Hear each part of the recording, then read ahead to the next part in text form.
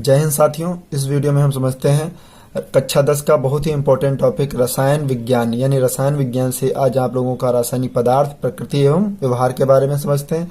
जिसमें से पहला टॉपिक है यानी पहला लेसन है आप लोगों का रासायनिक अभिक्रियाएं एवं समीकरण। और आप लोगों को हम पिछले दो वीडियो में, एक में आप लोगों को तत्व और प्रतीक के बारे में बता चुके हैं और एक में हम आप लोगों को रासायनिक सूत्रों के बारे में बता चुके हैं। और आप लोगों ने वीडियो नहीं देखी तो प्लीज आप लोग वीडियो प्लेलिस्ट से देख लीजिएगा और आप लोग वीडियो को लाइक भी कर दीजिएगा ताकि हमें भी मोटिवेशन मिले कि हमसे इतने बच्चे पढ़ रहे हैं। तो फर्स्ट चैप्टर देखते हैं, उसके बारे में क्या कहा गया है।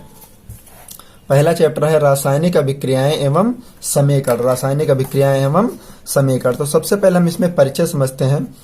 परिचय में बताया गया है, ध्यान से देखते रहिएगा, हमारे चारों ओर घटित परिवर्तन प्रकृति का नियम है। विश्व में अनेक पदार्थ पाए जाते हैं जिनमें पल प्रतिपल परिवर्तन होते रहते हैं, जैसे दूध का खट्टा होना, जल का भाप बनना, बिजली के बल्ब से प्रकाश उत्पन्न होना, फलों का पकना, लोहे में जंग लगना इत्यादि जो आप लोगों के दिए गए हैं। यानी सभी परिवर्तनों को दो भागों में वर्गीकृत करते हैं, एक भौतिक परिवर्तन और दूसरा रासायनिक परिवर्तन। अब आप लोगों को पता है कि भौतिक परिवर्तन आखिर क्या होता है, तो इसके बारे में भी समझ लीजिएगा। जो भौतिक परिवर्तन होता, भौतिक परिवर्तन में समझते हैं, यह वे परिवर्तन है, यानी पहली हेडिंग है भौतिक परिवर्तन। यह वे परिवर्तन है जिसमें केवल वस्तु की भौतिक अवस्था में परिवर्तन होता है। यानी वस्तु की भौतिक अवस्था में परिवर्तन होता है, उसे क्या कहते हैं हम? भौतिक परिवर्तन कहते हैं। भौतिक परिवर्तन कहते हैं। उसके संगठन एवं कुल द्रव्यमान में कोई परिवर्तन नहीं होता। यानी संगठन और द्रव्यमान में कोई परिवर्तन नहीं होता, उसे हम क्या कहते हैं? भौतिक परिवर्तन। फिर आगे समझते हैं, जैसे आकृति आकार बदल जाते हैं। भौतिक परिवर्तन में आकृति भी बदल जाती है और आकार भी बदल जाते हैं, उसे क्या कहते हैं हम? भौतिक परिवर्तन। फिर दूसरा जो है रासायनिक परिवर्तन, इसके बारे में समझते हैं। ऐसे परिवर्तन, बिल्कुल ध्यान से समझना, ऐसे परिवर्तन जिनमें पदार्थों के गुणों के साथ साथ उनके संगठन एवं भार में भी परिवर्तन हो जाता है तथा एक नए पदार्थ का निर्माण होता है, रासायनिक परिवर्तन कहलाते हैं। वेरी इंपॉर्टेंट है, ऐसे परिवर्तन जिनमें पदार्थों के गुणों के साथ साथ उनके संगठन एवं भार में परिवर्तन हो जाता है तथा एक नए पदार्थ का निर्माण करते हैं। पदार्थों में जो गुणों के साथ साथ भार भी परिवर्तन हो जाता है, उसे क्या कहते हैं हम? रासायनिक परिवर्तन। तो रासायनिक परिवर्तन में बहुत ही इंपॉर्टेंट टॉपिक था, आप लोग देखिएगा। रासायनिक अभिक्रिया सबसे पहले वेरी इंपॉर्टेंट है आपके चैप्टर से, रासायनिक अभिक्रिया। जब एक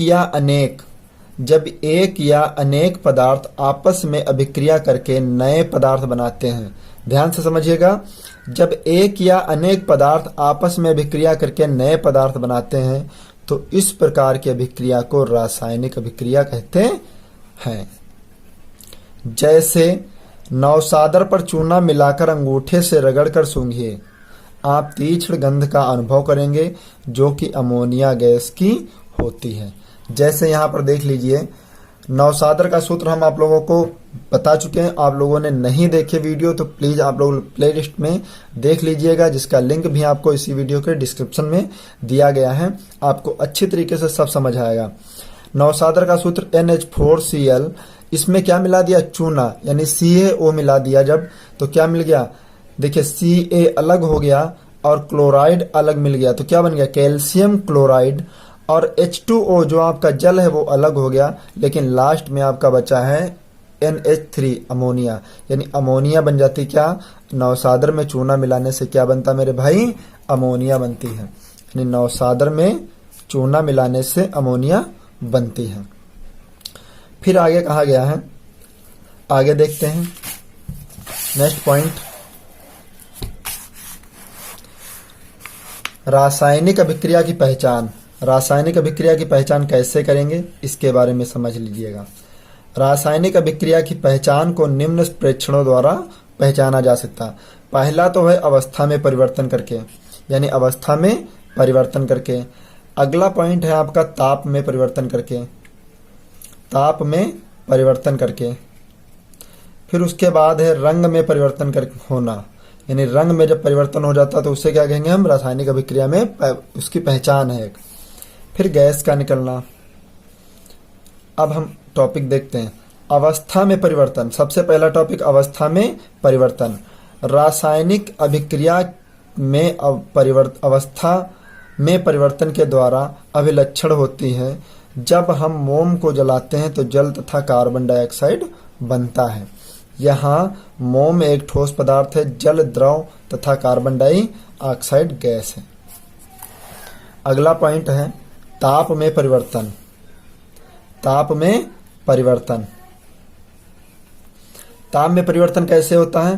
रासायनिक अभिक्रियाएं ताप में परिवर्तन के द्वारा अभिलक्षणित होती हैं।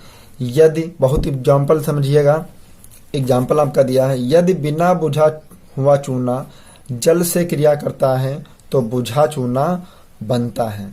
जैसे बिना बुझा चूना जल में परिवर्तन करता है, जल से क्रिया करता है तो बुझा चूना बनता है तथा अत्यधिक ऊष्मा उत्पन्न होती है।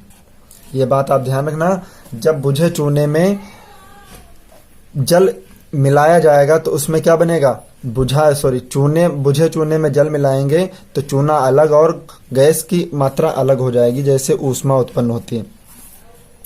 रंग में परिवर्तन, रंग में परिवर्तन, जैसे रासायनिक अभिक्रियाएं रंग में परिवर्तन द्वारा भी अभिलक्षणित होती है। जैसे साइट्रिक अम्ल पोटेशियम परमैंगनेट के साथ क्रिया करता है तो पोटेशियम परमैंगनेट विलयन को बैंगनी रंग गायब हो जाता है। ये भी आपका बहुत इंपॉर्टेंट है। फिर गैस निकलना, गैस का निकलना। कुछ रासायनिक अभिक्रियाएं गैस के निकलने से अभिलक्षणित होती हैं। जैसे एग्जाम्पल देखिए, दानेदार जिंक की अभिक्रिया तनु हाइड्रोक्लोरिक अम्ल से कराते हैं तो हाइड्रोजन गैस के बुलबुले उत्पन्न होते हैं। ये भी आप लोगों को कॉपी में लिखना है अच्छे तरीके से। फिर आगे हम देखते हैं रासायनिक समीकरण। रासायनिक समीकरण के बारे में, रासायनिक समीकरण किसी रासायनिक अभिक्रिया में भाग लेने वाले, यानी किसी रासायनिक अभिक्रिया में भाग लेने वाले अभिकारकों तथा अभिक्रिया के फलस्वरूप प्राप्त होने वाले उत्पादों को प्रतीकों तथा सूत्रों द्वारा निरूपित करने को रासायनिक समीकरण कहते हैं। यानी उत्पादों को उनके सूत्रों में परिवर्तन करने को क्या कहते हैं हम, रासायनिक समीकरण कहते हैं। जैसे यहाँ एग्जाम्पल देखिए, जब मैग्नीशियम को ऑक्सीजन के साथ गर्म करते हैं तो यह मैग्नीशियम ऑक्साइड में परिवर्तित हो जाता है। आप देखिए मैग्नीशियम में ऑक्सीजन मिलाया तो क्या बना, अभिकारक, और मैग्नीशियम ऑक्साइड बन गया तो यानी उत्पाद एक बन गया, मैग्नीशियम ऑक्साइड। अगला देखते हैं आगे। ये सब इम्पोर्टेंट नहीं है आपके एग्जाम में, ये इम्पोर्टेंट है। देखिए जितने भी इम्पोर्टेंट टॉपिक हैं वही हम आप लोगों को बताएंगे। रासायनिक समीकरण को संतुलित करना बहुत अच्छा टॉपिक है। रासायनिक समीकरण को संतुलित करना, रासायनिक समीकरण के बाईं ओर तथा दाईं ओर प्रत्येक तत्व के परमाणुओं की संख्या बराबर होनी चाहिए। यानी संतुलित कैसे करेंगे, जब दाईं ओर और बाईं ओर दोनों ओर परमाणुओं की संख्या बराबर होगी तभी संतुलित होंगे। क्योंकि द्रव्य की अविनाशता के नियम के अनुसार प्रत्येक रासायनिक परिवर्तन में ना कोई परमाणु नष्ट होता है और ना ही कोई नया परमाणु उत्पन्न होता है। अतः हमें रासायनिक समीकरण 1 में देखते हैं। तो संतुलित करना बस आपको इतना ही याद रखना है, संख्या बराबर होनी चाहिए, बस यहाँ तक ही याद रखना है। अब देखिए यहाँ पे मैग्नीशियम में ऑक्सीजन मिलाया तो क्या बन गया, मैग्नीशियम के 1 परमाणु है और ऑक्साइड के 2 परमाणु हैं तो मिलके 2 अणु हैं तो मिलके क्या बनाएंगे, मैग्नीशियम ऑक्साइड। 2 ऑक्साइड है, 2 से गुणा कर दिया तो यहाँ पे 2 मैग्नीशियम हो गए, यानी कि यहाँ पे क्या होना चाहिए 2Mg, 2 होना चाहिए। आगे दिया भी है 2 मैग्नीशियम के अणु मिले और 2 अणु किसके मिले हैं, ऑक्सीजन के, तो क्या बन गया 2Mg + O2 बराबर 2MgO। इसे क्या कहते हैं हम, रासायनिक समीकरण। ठीक है, अगला देखते हैं पॉइंट, आगे क्या दिया है इंपॉर्टेंट, ये भी आपके एग्जाम में नहीं आता है, जो एग्जाम में आने वाला है वही बताएंगे हम आप लोगों को। रासायनिक समीकरण की कमियां या सीमाएं, ये भी नहीं एग्जाम में पूछा जाता है। कमियां दूर करने के उपाय भी नहीं पूछा जाता है। संयोजन अभिक्रिया बहुत पूछा जाता है, ये ध्यान दीजिएगा। संयोजन अभिक्रिया वह रासायनिक अभिक्रिया जिसमें 2 या 2 से अधिक पदार्थ संयोग करके एकल उत्पाद का निर्माण करते हैं। मतलब 2 या 2 से अधिक पदार्थ जब मिलकर एक अलग पदार्थ का निर्माण करते हैं, उससे क्या कहते हैं, संयोजन अभिक्रिया कहते हैं, यानी कहलाती हैं। आगे देखते हैं,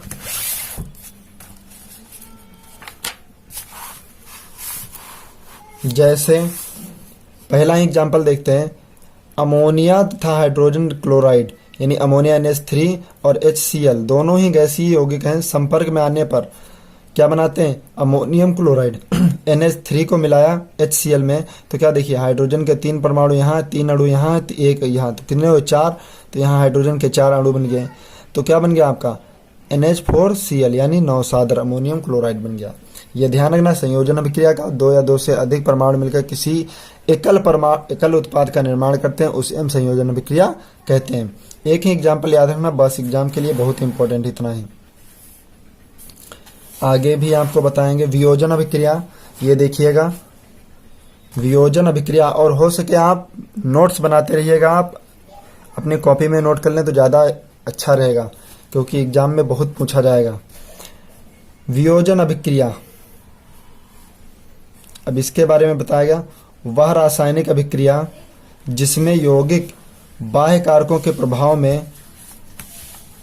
द्वारा, ध्यान से समझिएगा, वह रासायनिक अभिक्रिया जिसमें यौगिक बाह्य कारकों के प्रभाव द्वारा अपने अवयवी तत्वों या लघु यौगिकों में अवघटित हो जाता है, वियोजन अभिक्रियाएं कहलाती हैं।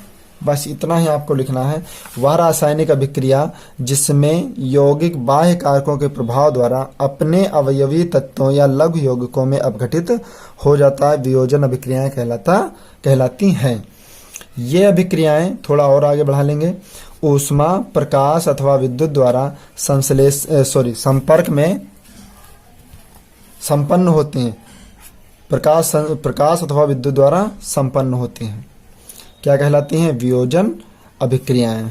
बहुत ही इंपॉर्टेंट टॉपिक था। अगला टॉपिक है आपका, और आप लोगों को प्रत्येक दिन वीडियो शाम को 6 बजे, यानी शाम को कितने बजे आप लोगों को वीडियो मिलेगी, 6 बजे रोज आप लोगों को वीडियो मिलेगी, और आप लोग अच्छी तरीके से तैयारी करते रहना। अगला टॉपिक दिया है ऊष्मीय अपघटन। ऊष्मीय अपघटन वह रासायनिक अभिक्रिया जिसमें यौगिक ऊष्मा के द्वारा, वह रासायनिक अभिक्रिया जिसमें यौगिक ऊष्मा के द्वारा 2 या 2 से अधिक सरल पदार्थों में अपघटित हो जाता है, ऊष्मीय अपघटन अभिक्रिया कहलाती है। ध्यान से समझिएगा, वह रासायनिक अभिक्रिया जिसमें यौगिक ऊष्मा के द्वारा 2 या 2 से अधिक सरल पदार्थों में अपघटित हो जाता है, ऊष्मीय अपघटन अभिक्रिया कहलाती हैं। जैसे एग्जाम्पल देख लीजिएगा, कैल्शियम कार्बोनेट यानी चूने को गर्म करने पर यह कैल्शियम ऑक्साइड तथा कार्बन डाइऑक्साइड में अपघटित हो जाता है। मतलब टूट कर बिखर जाना क्या कहलाता है, ऊष्मीय अपघटन कहलाता है। जैसे कैल्शियम कार्बोनेट CaCO3 को जब ऊष्मा के द्वारा गर्म किया जाता है तो कैल्शियम ऑक्साइड यानी चूना अलग हो जाएगा और कैल्शियम कार्बन डाइऑक्साइड अलग हो जाएगा। ओके, तो आज आप लोगों को इस वीडियो में हम आप यहीं तक बताएंगे, ठीक है। और आप लोगों को वीडियो पसंद आया हो तो लाइक कर दीजिए और अपने दोस्तों में भी शेयर कर दीजिए, क्योंकि हम आपको प्रत्येक दिन वीडियो प्रोवाइड करवाते रहेंगे। ओके, मिलते हैं नेक्स्ट वीडियो में, तब तक के लिए जय हिंद।